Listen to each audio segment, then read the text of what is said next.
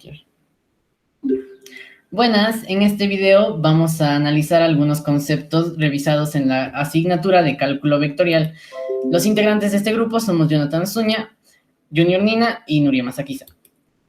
La actividad es desarrollar el análisis de una función en la que se puedan evidenciar la existencia de 4 funciones vectoriales, ya sea en su contorno o en su forma general.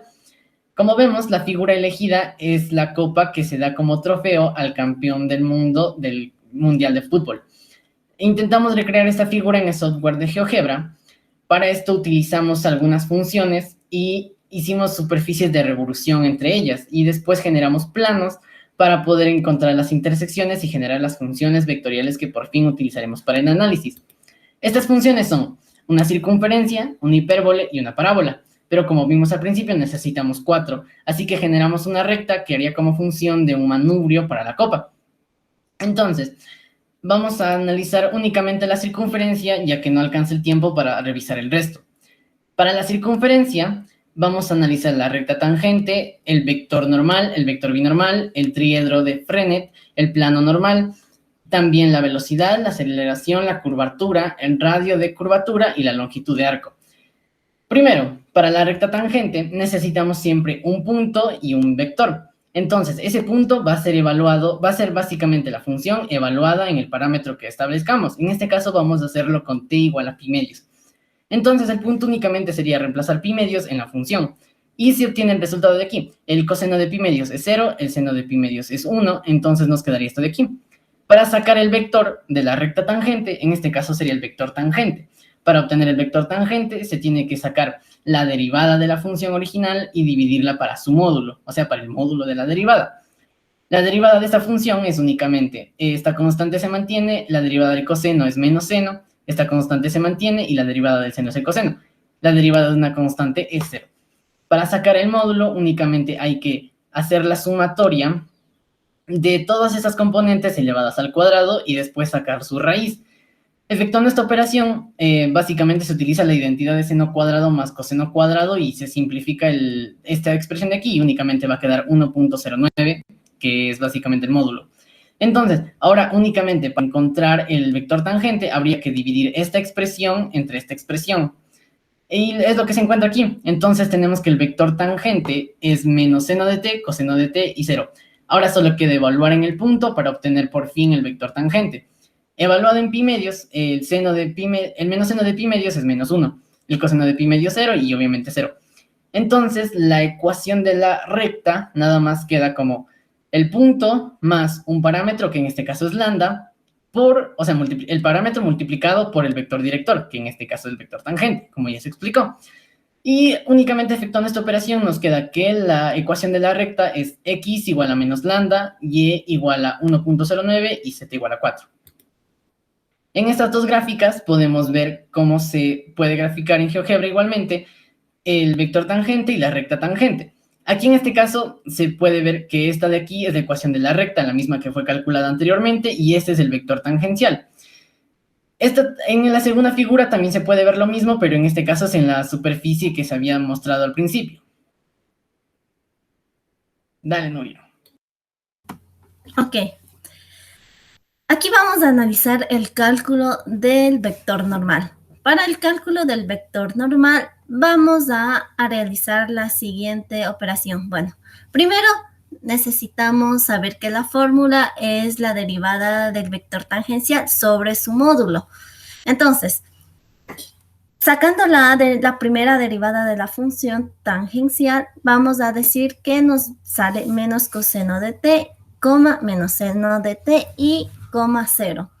Si calculamos su módulo, que simplemente es la sumatoria de todos los elementos elevados al cuadrado y su raíz, vamos a obtener que el módulo del vector tangencial va a ser 1. Entonces, aplicamos la fórmula y solo reemplazamos valores, como podemos ver.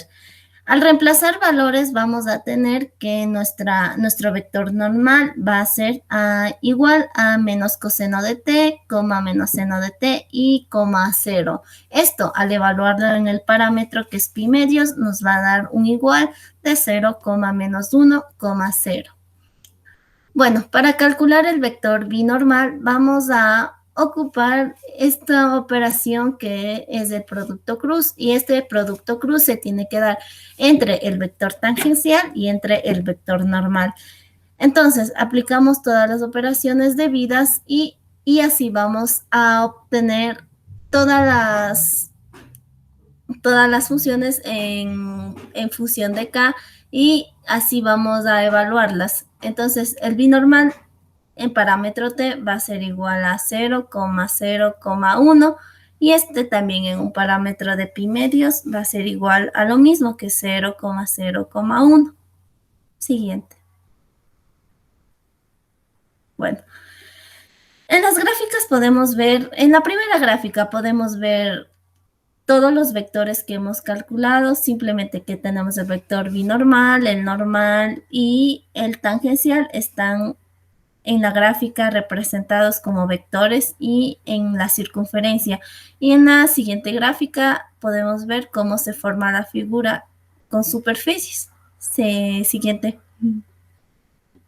A ver, ahora vamos a calcular la ecuación del plano normal. ¿Cómo podemos hacer esto? Primero necesitamos el punto 0. Este ya lo teníamos calculado en las primeras diapositivas. Entonces, el punto 0 es igual a 0,1.09,4. Y para esto vamos a usar el vector normal, que en este caso es el tangencial, que estaba evaluado en el punto pi medios, y este va a ser igual a menos 1,0,0. Entonces, vamos a ocupar la fórmula que vemos más abajo, que para poder ocuparla, primero en A, B, C, vamos a ocupar los valores del vector tangencial, mientras que en X0, Y0 y Z0 vamos a ocupar los valores del punto inicial. Entonces, realizamos las operaciones debidas, multiplicamos factor a factor, sumamos y todas las operaciones, y esto nos va a dar igual que X va a ser igual a 0, y esto va a ser igual a la ecuación del plano.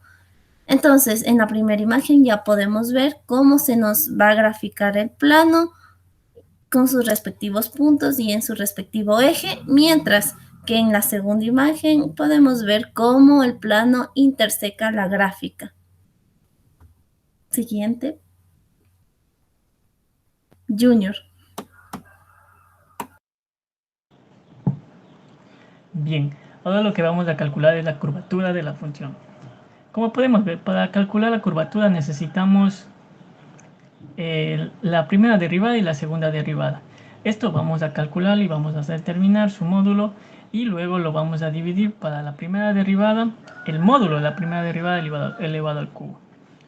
¿Cómo calculamos el módulo de aquella de la derivada primera multiplicado por la derivada segunda? Pues hacemos el producto vectorial y mediante esto obtenemos una matriz. ¿Cómo calculamos esto? Calculamos su determinante mediante el método de Sarros.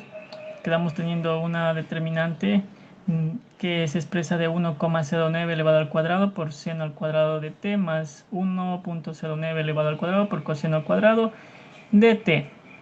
Todo esto con respecto al vector k. Una vez reemplazando valores nos queda como el módulo de 1.2. Esto de aquí lo representamos en la fórmula anterior de curvatura y nos da el resultado de 0,917 unidades. Esto es constante en toda la esfera. Toca recalcar esto. Ahora procedemos a calcular lo que es el radio de curvatura, la velocidad, la aceleración y la longitud del arco.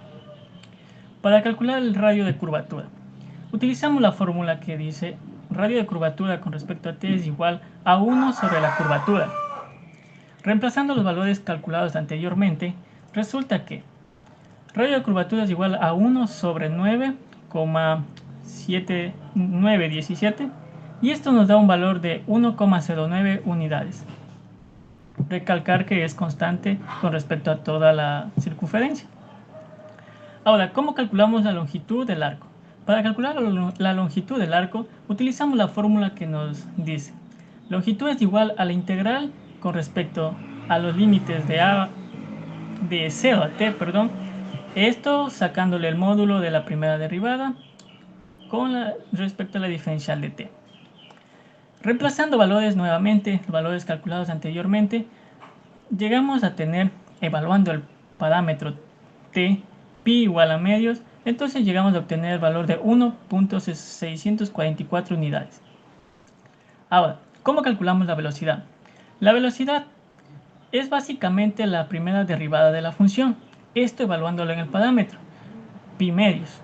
¿Qué obtenemos? Obtenemos el vector menos 1.09, 0, 0.